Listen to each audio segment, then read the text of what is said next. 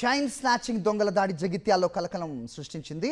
పొరగండ్ల గ్రామంలో వృద్ధురాలిని లక్ష్యంగా చేసుకున్న దుండగులు క్షణాల్లో పూసల తాడును లాకెళ్లారు.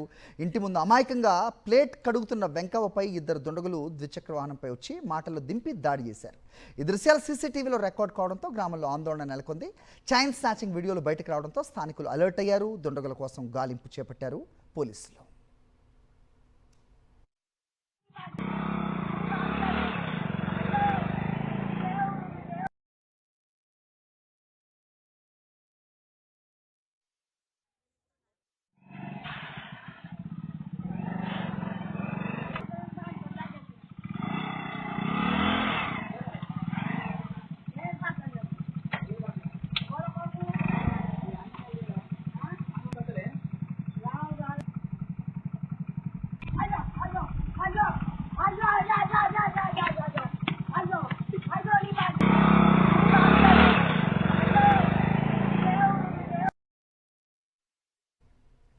నిర్మల్ జిల్లా కామోల్లో యూరియా కొరతతో అన్నదాతలు తీవ్ర ఇబ్బందులు పడుతున్నారు. ఉదయం 5 గంటల నుంచే ఎరువుల కోసం సొసైటీ వద్ద బారులు తీరుతున్నారు. ప్రస్తుతం పత్తి, వరి, మొక్కజొన్నలకు యూరియా వేయాల్సి ఉండగా బస్తాలు దొరకపోవడంతో ఇబ్బందులకు గురవుతున్నారు.